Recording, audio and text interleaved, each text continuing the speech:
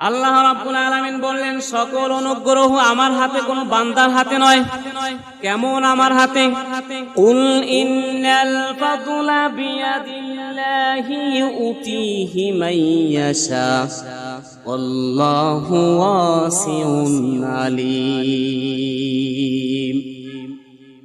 এ নবী আপনি জানাই দেন, কথা বললেন না, এ নবী আপনি জানাই দেন সমস্ত মানুষদেরকে আল্লাহ রাব্বুল আলামিন বলছেন, সমস্ত অনুগ্রহ আমার হাতে। কোন বান্দার কাছে, কোন পৃথিবীর কোন মানুষের কাছে দয়া নাই, অনুগ্রহ নাই। অনুগ্রহ চাইতে হলে, দয়া চাইতে হলে আমার কাছে চাও। সমস্ত অনুগ্রহ আমার কাছে। আর এই অনুগ্রহ কাদের জন্য তুমি কি জানোনি?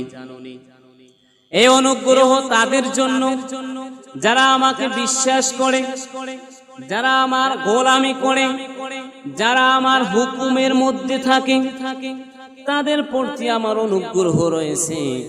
অন্যথায় কারো প্রতি আমার অনুগ্রহ নাই। আমি আল্লাহ তোমাকে সৃষ্টি করে দিয়েছি, যাও পরীক্ষা দিয়ে আসো। পরীক্ষায় যদি পাস করতে পারো, কবরের মধ্যে শান্তিতে বুক বিলাস করতে পারবা, হাসরের ময়দানে শান্তিতে বুক বিলাস করতে পারবা, জান্নাতের মধ্যে থাকতে পারবা। আর যদি তুমি আমার গোলামি না করো, হুকুম না মানো, তোমার জন্য রয়েছে ফিনারি জাহান্নাম। ধরে বলুন নাউজুবিল্লাহ। আল্লাহ রাব্বুল আলামিন বললেন মুমিনদের ব্যাপারে আল্লাহর অনুগ্রহ কেমন অনুগ্রহ? ওয়াল্লাহু যু ফাদলিন আলাল মুমিনিন।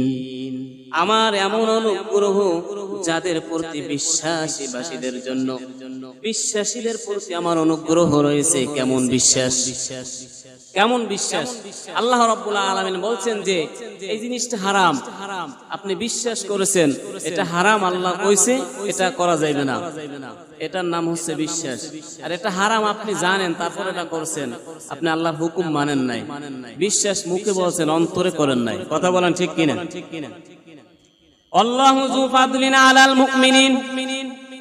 নিশ্চয় আল্লাহর বিশ্বাসীদের প্রতি অনুগ্রহ। আল্লাহ রাব্বুল আলামিন বলছেন জাহান্নাম তৈরি করেছি, আগুনে জ্বলতে হবে যদি বাম পথে চলো। আল্লাহ বাম পথে চললে আগুনে জ্বালাইবে, বাম পথে চলা যাবে না। আমি বিশ্বাস করেছি ডান পথে চলতে হবে, বাম পথে যাওয়া যাবে না। এই বিশ্বাসীদের জন্য আমার অনুগ্রহ। আল্লাহ রাব্বুল আলামিন বললেন মুমিনদের অভিভাবক, মুত্তাকিনদের অভিভাবক, আল্লাহু ওয়ালিউল মুমিনিন। পৃথিবীতে যত মানুষ আছে যারা আমার হুকুমের মধ্যে আছে, আমার গোলামি করে, সবাই আমার মুমিন।